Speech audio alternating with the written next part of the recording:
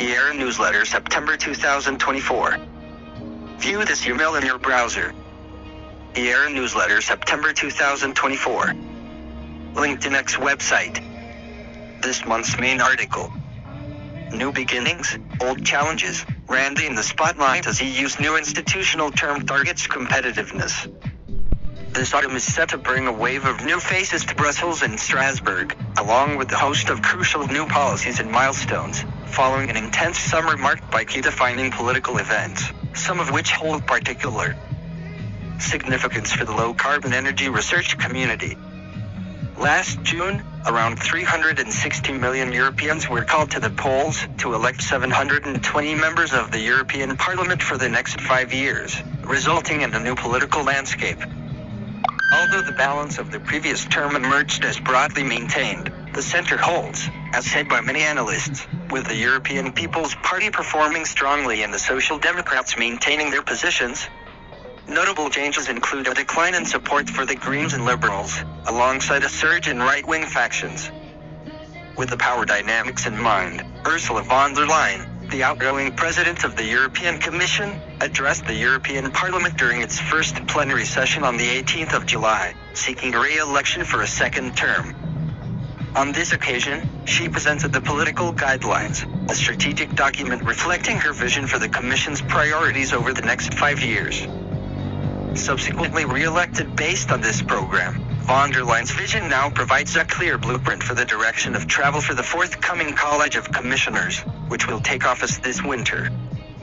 Competitiveness, which had increasingly taken center stage before the European Parliament elections, is unsurprisingly a focal point of the publication.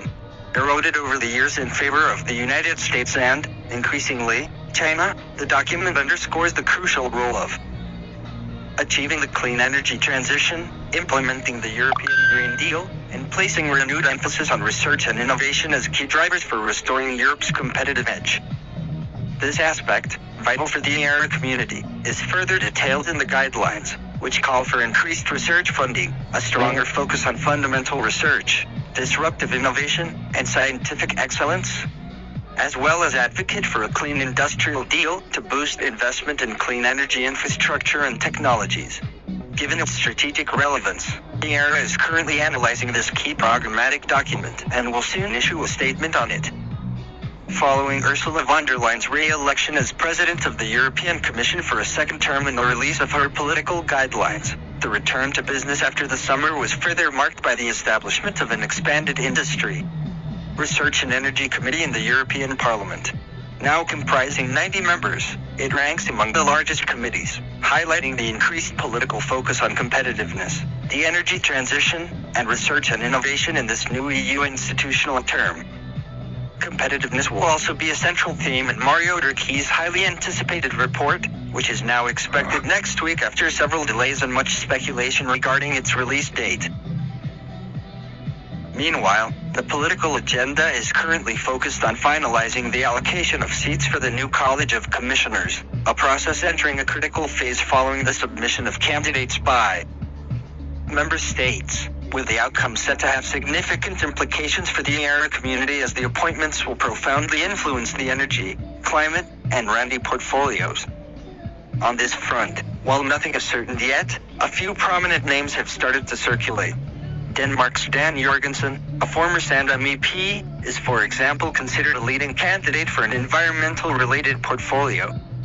For the energy role, the Czech Republic's Josef Sikla, currently Minister of Industry and Trade, is a leading contender, while Spain's Teresa Ribera, former Minister for the Ecological Transition and another potential candidate for the post, is now tipped to become the EU's next climate chief.